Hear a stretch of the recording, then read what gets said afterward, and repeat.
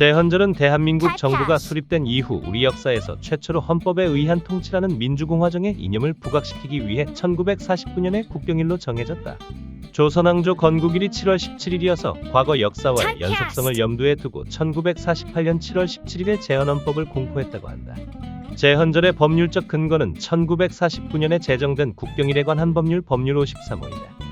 이 법률에 의해 제헌절과 함께 국경일로 지정된 것은 3.1절, 광복절, 개천절이며 이 4개의 국경일을 통칭 4대 국경일이라고 불렀으며 2006년부터는 한글날도 국경일에 포함된다.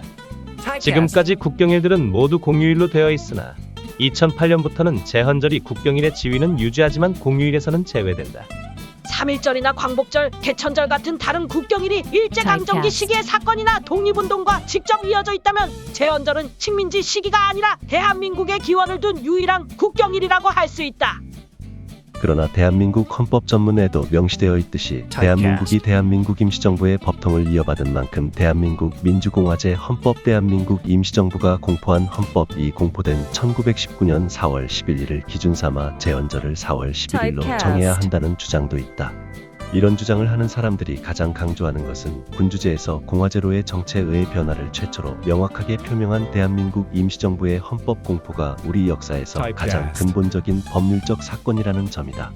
대한민국 헌법은 1948년 5월 10일 총선거로 구성된 국회 제헌국회가 헌법기초에 착수하여 같은 해 7월 17일 공포한 제헌헌법 이후 1952년 대통령 직선제 1차 개헌, 1954년 이승만 대통령 3선을 위한 소위 4.4.5.2 파동을 통한 2차 개헌, 1960년 49혁명 뒤 내각 책임제로 전환하는 3차 개헌, 반민주행위자 처벌에 관한 부칙조항 삽입을 위한 4차 개헌, 그해 56군사 쿠데타 발생 후 대통령제로 전환하는 5차 개헌, 박정희 대통령 3선을 위한 목적으로 단행된 6차 개헌, 1972년 유신체제 전환을 위한 7차 개헌, 1980년 58 이후 신군부 집권에 따른 전두환 정권으로의 전환을 위한 8차 개헌, 그리고 1987년 6월 민주화운동 이후 민주화 결과에 따라 대통령 직선제와 5년 단임제를 중심으로 하는 9차 개헌하여 모두 9차례의 개헌을 통해 현재에 이르고 있다.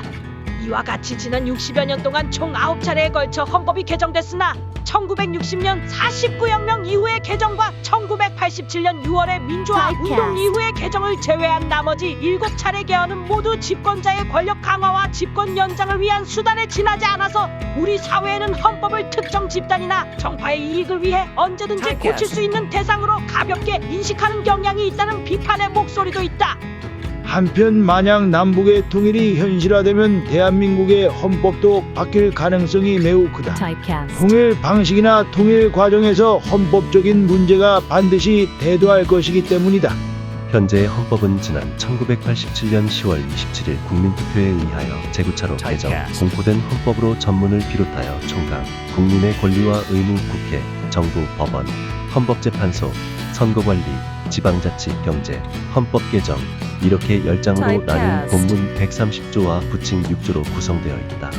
제헌절 기념행사는 대한민국 국회의 주관에 의해 진행되며 생존하는 제헌국회 의원과 산부요인을 비롯한 각계 대표가 모여 의식을 치른다. 각 가정에서는 국기를 개양하여 이날의 뜻을 높이고 있다.